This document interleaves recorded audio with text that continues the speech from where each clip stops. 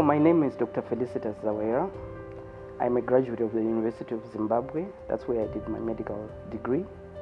And then I went for my postgrad to the UK, to the Institute of Child Health, where I came back with a master's in maternal and child health. By that time, I was working for the city of Harare, which is a local government. And from there, after my master's degree, I then joined the Ministry of Health as the Director of Maternal and Child Health.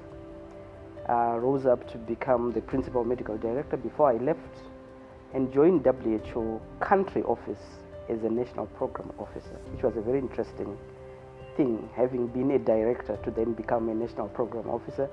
So within WHO, I rose step by step through the system, from being a National Program Officer in charge of health systems to being a regional advisor for women's health, for HIV, and then leaving the regional office to go to Tanzania, where I was posted as the public health advisor in Zanzibar, setting up, helping to expand the office that we had there.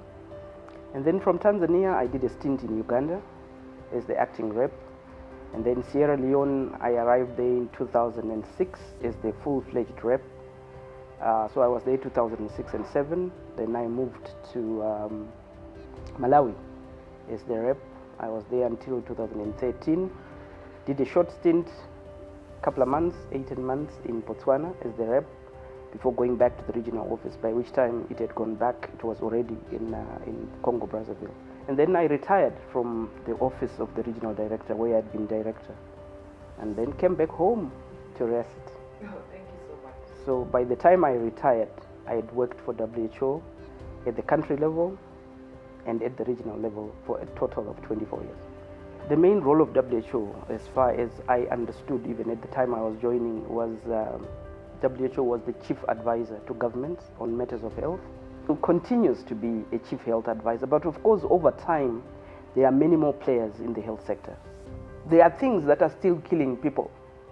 Maternal mortality is still a case in point, for example, and I will say that because I was director of maternal and child health. I have a special interest in there. Mothers are still dying from the same basic things. It's, do we have blood in the facilities? Do we have ambulances that can take? Do we have midwives that can deliver women safely? Do we have enough of the different types, the different cadres of human resources that we need? So as WHO, we are still, and we would continue to. It doesn't matter that other things have come on board. The basics still need to be looked at.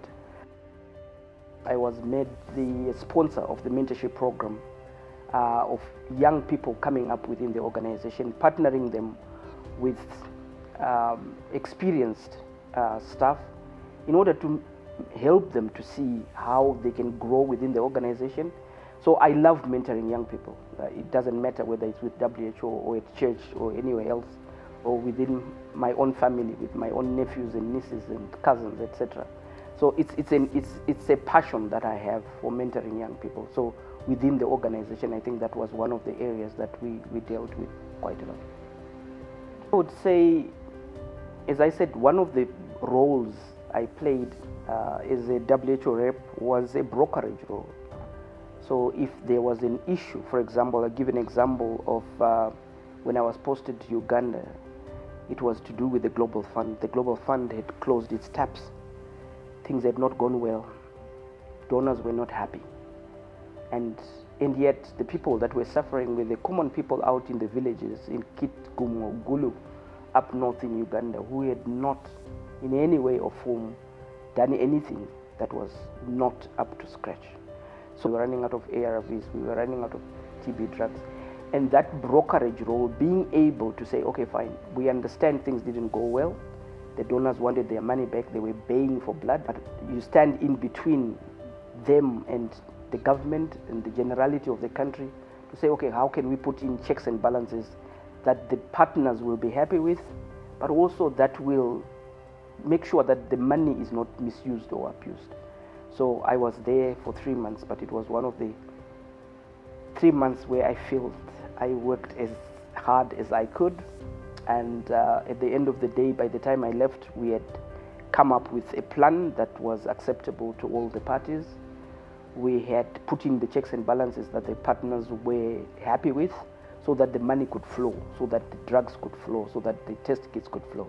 So I think that was one of, I think, my best, one of the things I feel proud of, to have helped as best as I could. So to me, health for all means we have to make sure that everyone at every age, never mind where they are, what social background they have, what educational background they have, where they are geographically located, has to be able to access health and not be impoverished by looking for help. To me, that's what health for all really should be. I mean, COVID taught us to do things we never used to know. We always used to do. Go to meetings, travel to meetings. We had to learn how to adapt to the situation and to run meetings over Zoom, which were new things. All of us had to become a bit more technically savvy to be able to function. So for me, the organization needs to remain on the cutting edge. As I always used to say to the staff that I worked with, if you don't remain on the cutting edge of what you do, why should people come to WHO? Why should they? They can get the service elsewhere. It's important that our technical people, everybody, remains the face of the organization wherever they are.